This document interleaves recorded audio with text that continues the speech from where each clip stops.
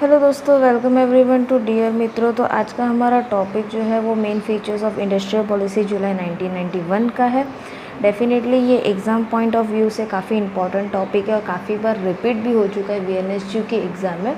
अब वो एक्सटर्नल्स हो या रेगुलर बेसिस पे हो या ईयरली बेसिस पे हो, लेकिन ये काफ़ी इंपॉर्टेंट टॉपिक 13 मार्क का क्वेश्चन आता है।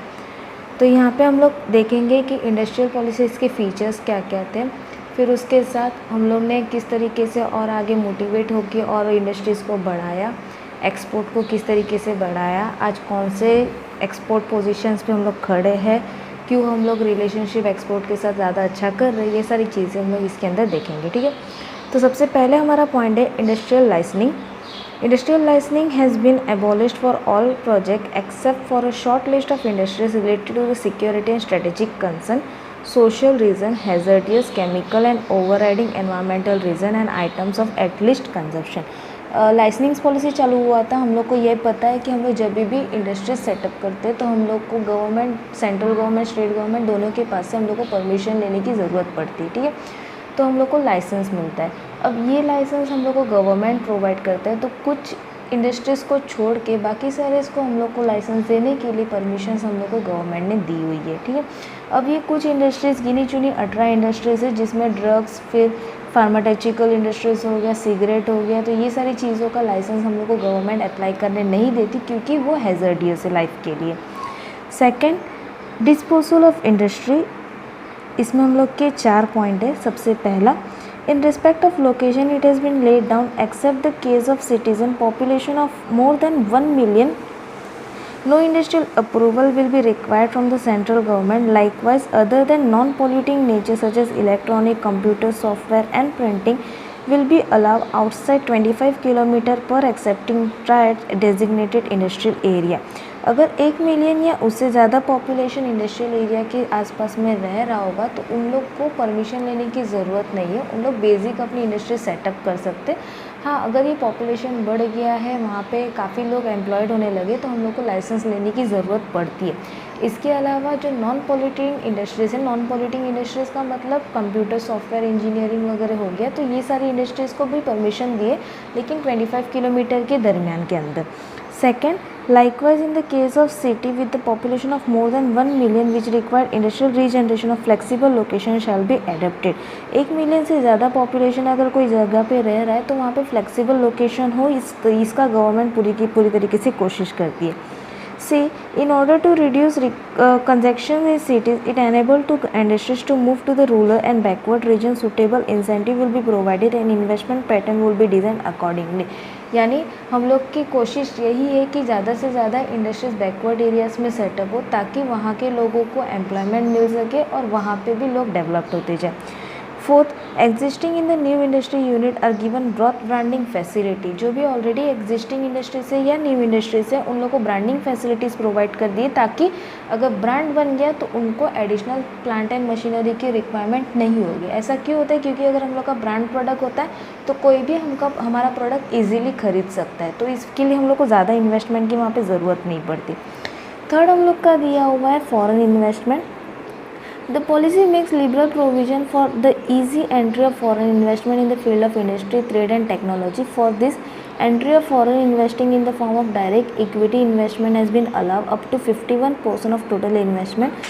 But after July 2000, the government of India for the liberalized foreign direct investment and permitted 100% of such investment in refinery project, rapid the upper limit of foreign investment in power project eligible for the automatic approval। हम लोग की foreign investment को काफ़ी motivate किया क्योंकि हम लोग को पता है कि जिस तरीके से हम लोग का इंडस्ट्रीज डेवलप्ड हो रहा है, हम लोग को किसी ना किसी की ज़रूरत रहती है, सपोर्ट की ज़रूरत रहती है या इन्वेस्टमेंट की ज़रूरत रहती है। तो ये इन्वेस्टमेंट के लिए सबसे पहले परमिशन दी गई थी कि हमारा जो भी इन्वेस्टमेंट है उसका 51% हम लोग फ़ॉरेन से हम लोग इन्वेस्ट कर सकते। लेकिन जैसे जैसे हम लोग का वर्ल्ड ग्लोबल होने लगा, ये 51% का 100% कर दिया गया। आज हम लोग के यहाँ पे इन्वेस्टमेंट फॉरेन कंपनीज 100% तक कर सकती है। Fourth, foreign technology.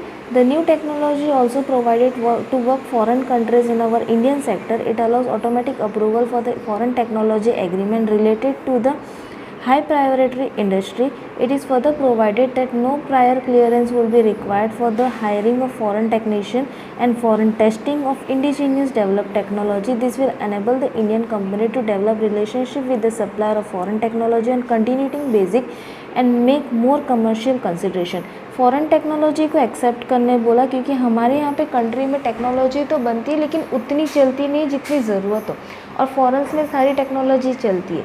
तो हम लोग बाहर की टेक्नोलॉजीज़ को यहाँ पे एक्सेप्ट कर सकते हैं, यहाँ पे चला सकते हैं। जो फॉरेनर्स यहाँ पे आके हम लोग की टेक्नोलॉजी, उनकी खुद की टेक्नोलॉजी को चलाना चाहता है वो बेफिक्र होकर चला सकता है। उसी के साथ साथ सारे फॉरेन टेक्नीशियंस को अलाउ कर दिया गया है कि उन लोग को अगर कोई भी मशीन्स को लेके आना हो, कोई रिपेयरिंग का काम करना हो तो गवर्नमेंट उनको परमिशन दे सकती है। ठीक है। फिफ्थ हम लोग का दिया हुआ है redefining the role of public sector. Accordingly in the first place it is later on the priority areas for the growth of public sector in future shall be as follow. यानी पहले हम लोग का पब्लिक सेक्टर इतना grow नहीं होता था, लेकिन बाद में पब्लिक सेक्टर को ही हम लोग ने प्रायोरिटी सेक्टर्स में इंक्लूड कर दिया।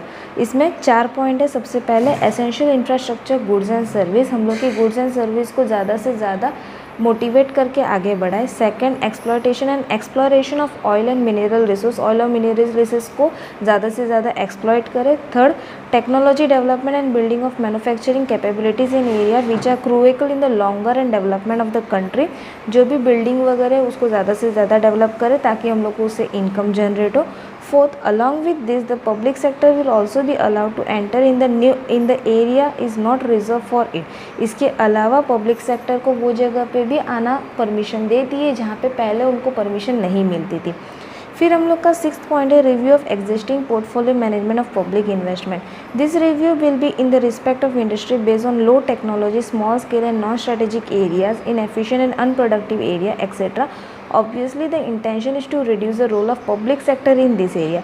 हमने पहले ही पढ़ा कि पब्लिक सेक्टर जितना होना चाहिए उतना वो अपना इनकम इंक्रीज़ नहीं कर रहा, ना वो उतना लोगों को एम्प्लॉयड कर रहा है। तो हम लोग गवर्नमेंट ने क्या किया, तो जो सेक्टर ऐसे है जो ऐसे ही पड़े हुए हैं, ना काम कुछ कर रहे हैं, फिर बिन मतलब का मटेरियल वेस्ट हो रहा है, तो वो सारी चीज़ों को उन्होंने देखा, जांच पड़ताल की और उनको पूरी तरीके से बंद कर दिया ताकि हम लोग का मटेरियल और हम लोग का जो पैसा है वो बिन मतलब का वेस्ट ना हो। ठीक है।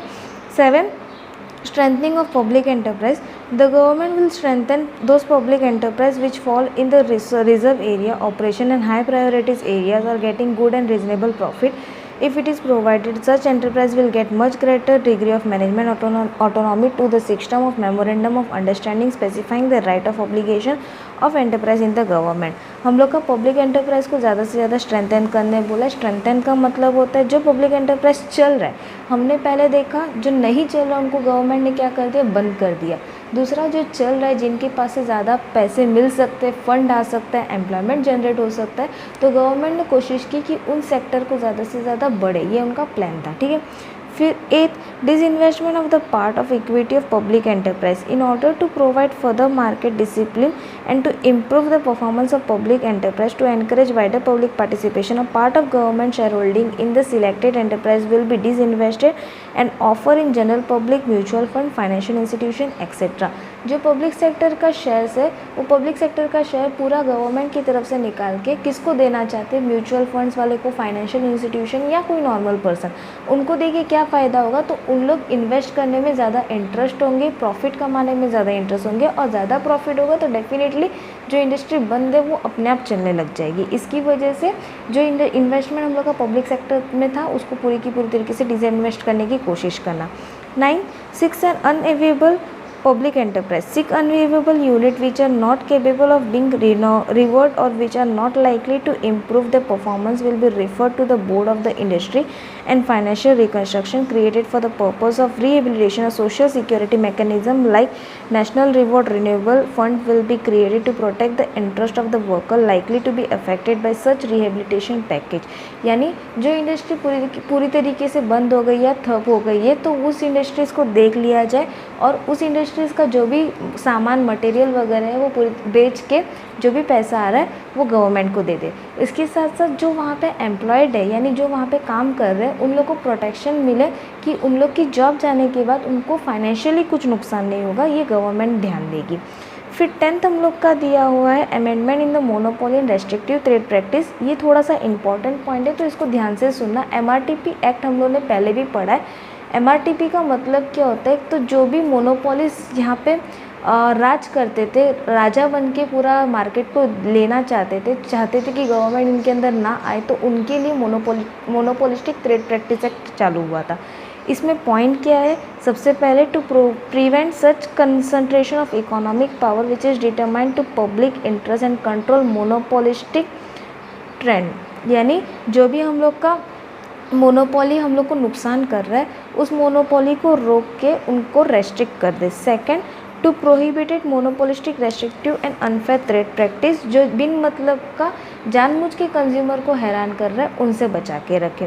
The act provide for an asset limit और ₹200 crore for MRTP company which was however raised to ₹100 crore in 1985. It has been learned from the experience that in the context of growing complexity of industrial structure and the need of achieve the economic scale to attain higher productivity, government indifference this act is in the investment decision has proved obstructive to the industrial growth. Accordingly, the new industrial policy to amend the MRTP Act to provide the evolution of the concept of asset limit itself, it also eliminated the requirement prior approval for the central government in respect of activity concerning the establishment of new undertaking, expansion of this unit, merger, amalgamation, etc. The restrictive provision pertaining to the acquisition and transfer of share will be incorporated in the Company Act. यानी starting में क्या होता था कि ये सारे पैसे जो है वो प्राइवेट एंटरप्राइज लेके चले जाते थे और उन लोग मोनोपोली बनने में ज़्यादा से ज़्यादा इंटरेस्टेड होते थे। मोनोपोली का मतलब होता है